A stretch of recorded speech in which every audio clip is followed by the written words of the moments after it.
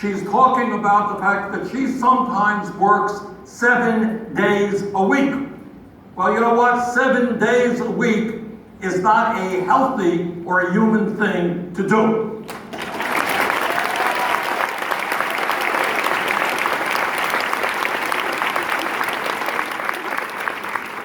And when people work 7 days a week, and they worry about how they're going to afford to put gas in the car to get to work, they stress out.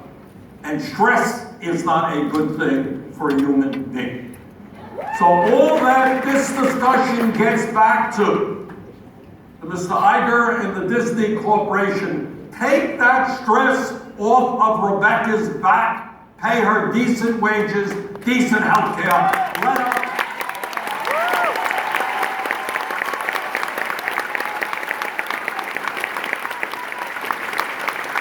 No one in America, this is the wealthiest country in the history of the world. No one should have to work 7 days a week to make a living. Surely not somebody working for a corporation that made $9 billion in profits last year. Rebecca, thank you so much.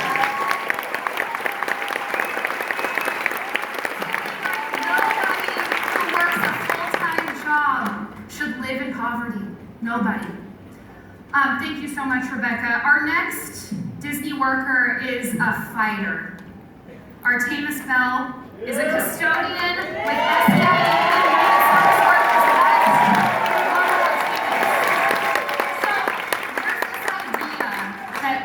that corporate leaders sometimes talk about, that if you don't like your job, well, you should just quit your job and get another job. Or if your job doesn't pay enough, then you should go to school and get an education so that you can get a job that pays a little bit more. And as someone who is trying to support and advance an education and working multiple jobs, how does your employer, Disney, support those efforts? And what options do you have to move up in your job? Disney gives a lot of lip service to the importance of education and self-improvement, but unfortunately, with the level of commitment that I'm asked to give and the low wages that I give, my progress has still been very slow.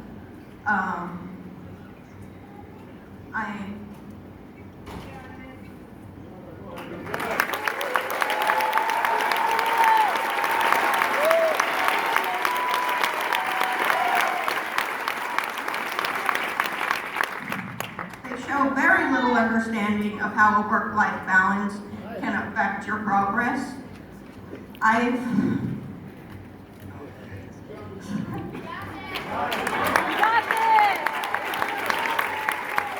have been lucky because I work overnight. I haven't had to worry about schedule conflicts like some of my coworkers have told me about. But because I can't afford a car and rent, I have to ride a bus to school, and every college near me is about an hour and a half to 2 hours away, which that cuts in deeply to the amount of time that I can sleep each day when I have classes. For several years, I would go like 24 to sometimes 36 hours without sleeping because that's just how my schedule worked out. And I thought I was managing for a long time because I would just sleep during my breaks, and I would bounce back and feel better and be ready for the next semester. But eventually I stopped bouncing back, and I didn't have the energy anymore to keep going back. And then on top of that, I took a 2-year break recently because a very dear friend of mine was murdered in his home, and I couldn't handle that with no sleep anymore.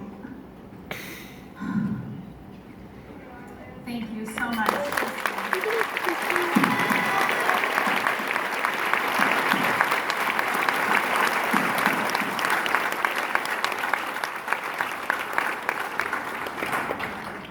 Artemis, and thank you so much. I know this is not so easy to do. And by the way, you know, I very much appreciate all of you for being out here, but I especially appreciate the folks up here, because it is not easy talking about your own personal issues before a crowd of people and all the people.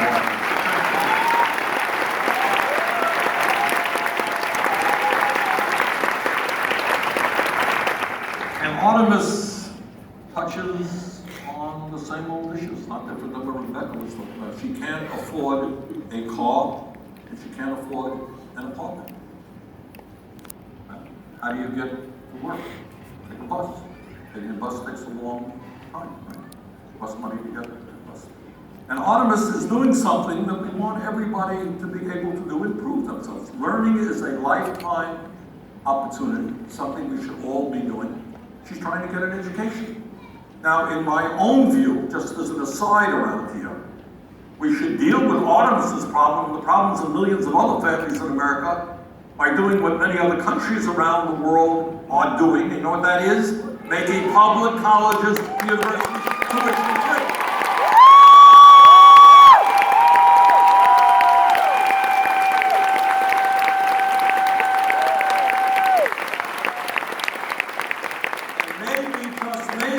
Instead of giving tax breaks to Disney and billionaires, we should make it easier for young people and all people to get a college education.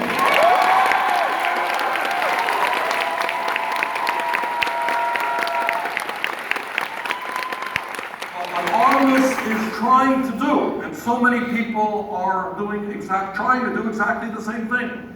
They're working day and night, in this case, not getting any sleep. Okay? Not getting any sleep. Well, working 7 days a week is not healthy for you. Not getting any sleep is not healthy for you. And once again, this gets back to fundamental economic policy. Disney, pay these workers a living wage.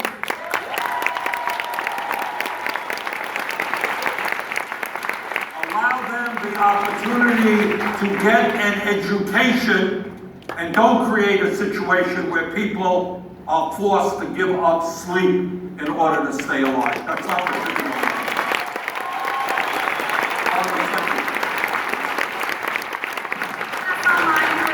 Joining us online, you can too sign a petition to stand with these workers. It's pinned to the live stream, or you can text Disney to 97779 to sign that petition as well. Our next worker is Glendina Shevlin. She's a food and beverage concierge with Unite Your Local 11.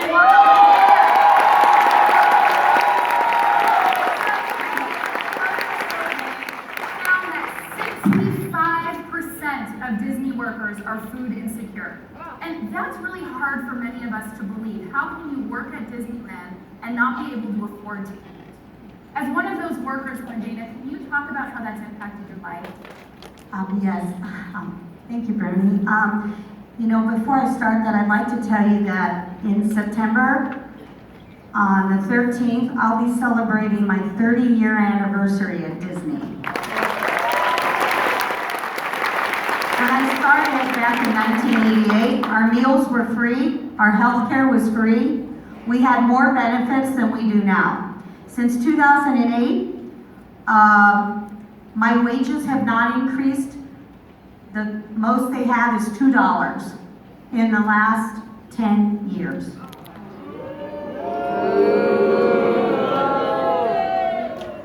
I have been evicted twice in the last 5 years. Right now I'm currently having to find another place to live because the lady I'm renting a room from is having her daughter and her grandson move back in because she can't also find housing. I go hungry most days, one meal a day, and what I do for lunches is I buy the salad packs from the store, and I buy 3 salad packs a week, and I divide them into little Tupperware containers, and I buy nuts, and I buy diced meat or lunch meat, not really good stuff, but I have to eat, and I'm pre-diabetic. So that bothers me because my weight, I can't control my weight because of that.